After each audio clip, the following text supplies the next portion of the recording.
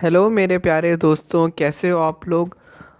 आज हम लोग देखेंगे अपना ड्रामा पोर्शन का एक्ट 5 की समरी।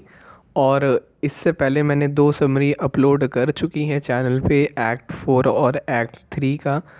तो अगर आपको उसमें कुछ परेशानी हो या आपको मैं ये रिकमेंड करूँगा कि एक्ट 5 को देखने से पहले आप एक्ट 3 और एक्ट 4 ज़रूर देखो, क्योंकि सारे एक्ट आपस में इंटर रिलेटेड हैं। ठीक है, इस एक्ट में हम लोग समरी जानेंगे और हर एक डिटेल्ड और एक्सप्लेन पॉइंट कवर करेंगे। ठीक है, तो फटाफट बढ़ते हैं अपने एक्ट के ऊपर।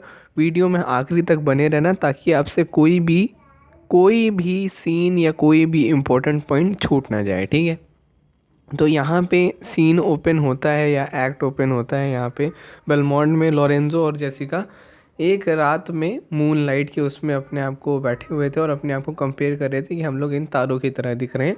तो तभी एक मैसेंजर आता है और अनाउंस करता है कि पोर्शिया बेलमोंड वापस आने वाली हैं जल्द ही।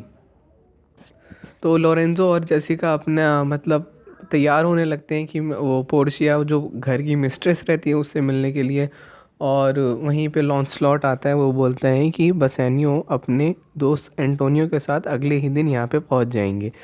और लोरेंजो फिर बोलता है कि बहुत अच्छी की बात है, और बोलता है कि बैकग्राउंड में एक म्यूज़िक चला दो जिससे हम लोग को थोड़ा सा और अच्छा लगे। फिर लोरेंजो बोलने लगता है कि म्यूज़िक सबको सुनना चाहिए, बहुत अच्छी चीज़ होती है, और जो लोग को म्यूज़िक नहीं पसंद होता वो लोग वर्स्ट क्रुएलिटीज़ डिज़र्व करते हैं इस वर्ल्ड की, मतलब वो बिल्कुल अच्छे नहीं होते।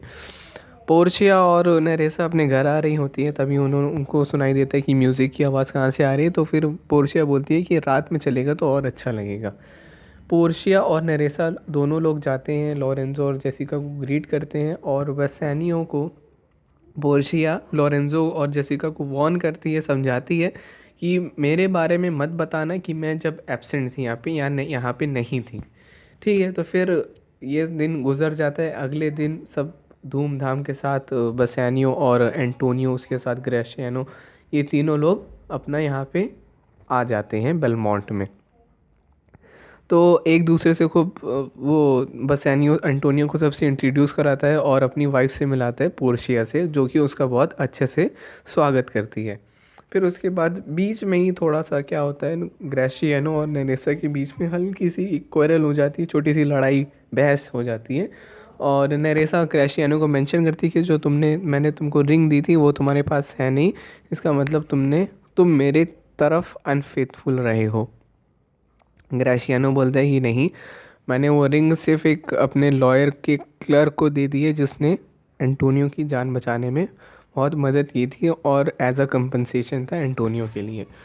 पोर्शिया अनाउंस करती है कि क्या बोलते हैं, बसैनियो ने उसका मतलब उसकी रिंग बचा के रखी होगी उसके लिए। तो लेकिन जब वो उससे रिंग मांगती है तो बसैनियो इसमें फेल हो जाता है और उसको रिंग नहीं दे पाता। तो फिर उसके बाद पोर्शिया बोलती है बसैनियो से कि तुम मेरे लिए अनफेथफुल रहे हो, मैंने तुमसे कहा था कि रिंग किसी को मत देना। और बोलती है कि मैं तुम्हारे कमरे में तब तक नहीं जाऊंगी जब तक तुम रिंग वापस मत ले आओ। लेकिन बसैनियो उसको कहता है कि देखो, ये एक ऐसी कंडीशन आ गई थी कि मेरे दोस्त की जान उसने बहुत बचाई थी, और अभी भी मैं उसके ऊपर इंडेप्टेड हूँ, जिस आदमी ने एंटोनियो मेरे दोस्त की जान बचाई। फिर पोर्शिया बोलती हैं कि चलो कोई बात नहीं, तुमने ऐसे दे दी, ऐसी कोई दिक्कत नहीं। वो उसको एक नई मतलब रिंग देती है और बोलती है कि इसको अपने साथ रखे रहना और कभी इसको वो मत करना। एंटोनियो बीच में जब वो लोग थोड़ी सी लड़ाई या बहस होने लगती है तो फिर एंटोनियो बसैनियो और ग्रेशियानो दोनों को कहता है कि अगर ये लोग ना होते मेरी जान नहीं बच पाती, और इनमें से कोई भी अनफेथफुल नहीं है हम किसी के लिए भी। पोर्शिया और नेरेसा दोनों बसैनियो और ग्रेशियानो के साथ एग्रीड हो जाती है और उसको एक नई रिंग देती है रखने के लिए। जब बसैनियो और ग्रेशियानो दोनों लोग रिंग को देखते हैं तो उनको पता लगता है कि दोनों में वो तो वही वाली रिंग है जो उनके पास पहले थी। तो फिर उसके बाद पोर्शिया सब रिवील करती है कि क्या क्या उसने मतलब उस जो बेल्थेसार थे, डॉक्टर बेल्थेसार, जिसने शाइलॉक और एंटोनियो का केस लड़ा था, वो और कोई नहीं बल्कि सिर्फ पोर्शिया ही थी। और उसने अपने आप को एक यंग लॉयर में डिस्गाइज कर लिया था और नरेसा ने उस लॉयर का क्लर्क बन गई थी जिसने वेनिस जाकर एंटोनियो की जान बचाई।